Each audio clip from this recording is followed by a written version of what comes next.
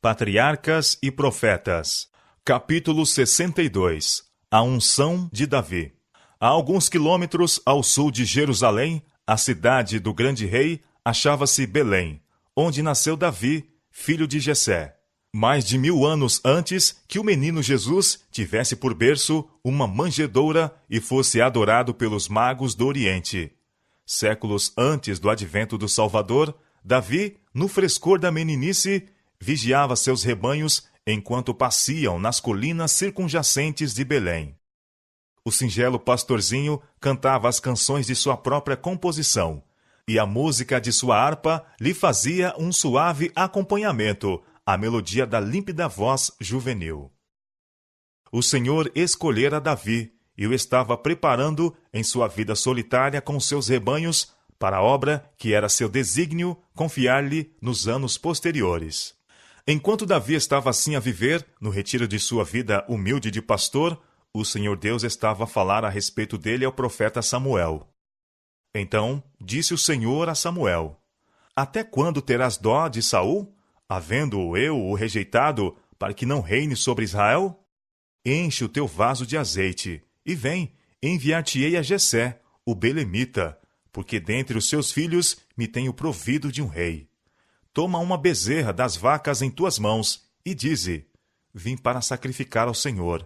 E convidarás a Jessé ao sacrifício, e eu te farei saber o que hás de fazer, e ungir-me-ás a quem eu te disser.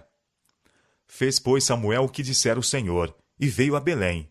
E então os anciãos da cidade saíram ao encontro, tremendo, e disseram: De paz é a tua vinda? E ele disse: É de paz. 1 Samuel, capítulo 16. Os anciãos aceitaram o convite ao sacrifício, e Samuel chamou também Jessé e seus filhos. O altar foi construído, e o sacrifício estava pronto. Toda a casa de Jessé estava presente, com exceção de Davi, o filho mais moço, que ficara a guardar as ovelhas, pois não era seguro deixar os rebanhos sem proteção. Quando terminou o sacrifício, e antes de participarem do banquete sacrificial, Samuel começou a sua inspeção profética dos filhos de Jessé, dotados de nobre aparência. Eliabe era o mais velho, e mais se parecia com Saul pela estatura e beleza do que os outros. Suas belas feições e suas formas primorosamente desenvolvidas atraíram a atenção do profeta. Ao olhar Samuel para o seu porte principesco, pensou: Este é na verdade o homem que Deus escolheu para sucessor de Saul, e esperou a sanção divina para que o pudesse ungir. Mas Jeová não olhava para a aparência exterior. Eliabe não temia ao Senhor. Se ele tivesse sido chamado ao trono, teria sido um governante orgulhoso e opressor. A palavra do Senhor a Samuel foi: Não atentes para a sua aparência, nem para a altura da sua estatura, porque eu tenho rejeitado. Porque o Senhor não vê como vê o homem, pois o homem vê o que está diante dos olhos, porém o Senhor olha para o coração. Nenhuma beleza exterior pode recomendar a alma a Deus. A sabedoria e a excelência reveladas no caráter e comportamento exprimem a verdadeira beleza do homem. E é o valor íntimo, a excelência do coração, o que determina nossa aceitação por parte do Senhor dos Exércitos. Quão profundamente devemos sentir esta verdade no juízo a nós mesmos e a outrem. Podemos aprender, pelo engano de Samuel, quão vã é a aparência que repousa na beleza do rosto ou no porte nobre da estatura. Podemos ver quão incapaz é a sabedoria do homem para compreender os segredos do coração, ou os conselhos de Deus sem esclarecimento especial do céu. Os pensamentos e caminhos de Deus em relação às suas criaturas estão acima das nossas mentes finitas. Não podemos estar certos de que seus filhos serão levados a preencher precisamente o lugar para que estão habilitados, e estarão aptos para cumprir o próprio trabalho confiado às suas mãos, se tão somente sujeitarem sua vontade a Deus, a fim de que seus planos beneficentes não sejam frustrados pela perversidade do homem. Eliabe saiu de sob a inspeção de Samuel, e os 6 irmãos que estavam assistindo ao serviço religioso vieram a seguir a ser observados sucessivamente pelo profeta. mas o Senhor não indicou a sua escolha em favor de qualquer deles. Com uma incerteza dolorosa, Samuel tinha olhado para o último dos moços. O profeta estava perplexo e confuso. Perguntou a Jessé: acabaram-se os mancebos? O pai respondeu: ainda falta o menor, e eis que apacenta as ovelhas. Samuel determinou que ele fosse chamado, dizendo: não nos assentaremos em roda da mesa, até que ele venha aqui. O solitário pastor ficou sobressaltado com o inesperado chamado do mensageiro, que anunciou que o profeta viera a Belém e o mandara chamar. Com surpresa, perguntou por que o profeta e juiz de Israel desejava falar com ele. Mas, sem demora, obedeceu à chamada. E era ruivo e formoso de semblante e de boa presença. Ao ver Samuel com prazer o pastorzinho formoso, viril e modesto, a voz do Senhor falou ao profeta, dizendo: levanta-te e unge-o, porque este mesmo é. Davi havia se mostrado bravo e fiel no humilde ofício de pastor, e agora Deus o escolhera para ser o capitão de seu povo. Então Samuel tomou o vaso do azeite e ungiu-o no meio de seus irmãos. E desde aquele dia em diante, o Espírito do Senhor se apoderou de Davi.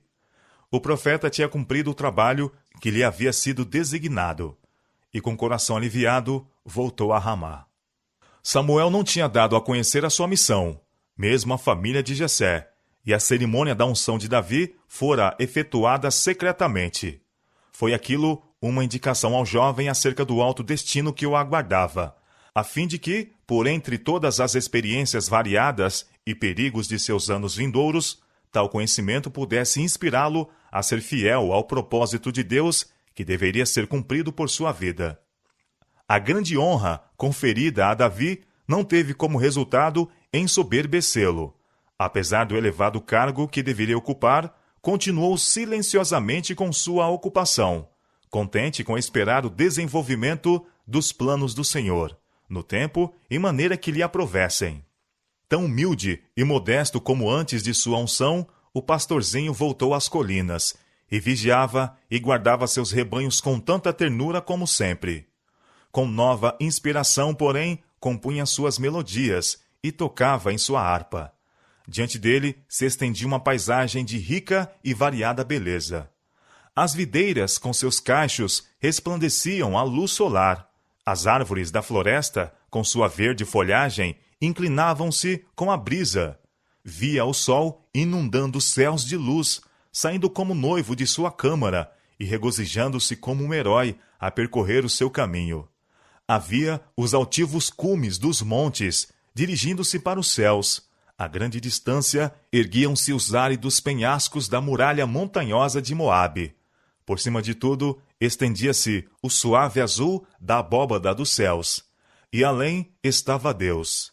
Ele não podia ver, mas suas obras estavam cheias de seu louvor. A luz do dia, dourando a floresta e a montanha, prados e ribeiros, elevava a mente a ver o Pai das luzes, o autor de toda a boa e perfeita dádiva. Revelações diárias do caráter e majestade de seu Criador enchiam o coração do jovem poeta, de adoração e regozijo. Na contemplação de Deus e suas obras, as faculdades do espírito e coração de Davi estavam a desenvolver-se e a fortalecer para a obra de sua vida posterior. Ele diariamente vinha ter uma comunhão mais íntima com Deus. Sua mente estava constantemente a penetrar novas profundidades, a busca de novos assuntos para inspirar seus cânticos e despertar a música de sua harpa.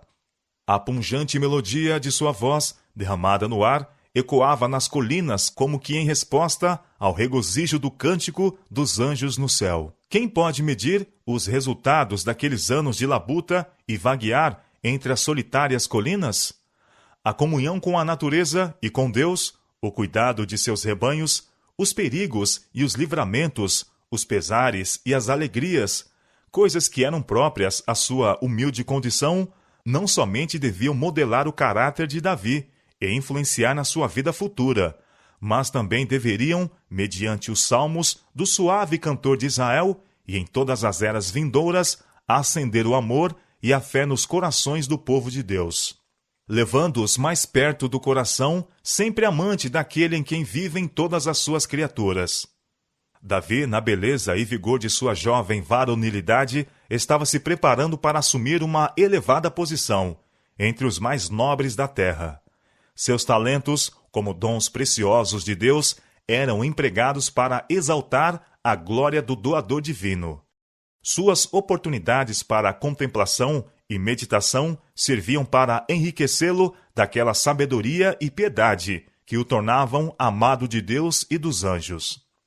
Contemplando ele as perfeições de seu Criador, mais claras concepções de Deus desvendavam-se perante sua alma.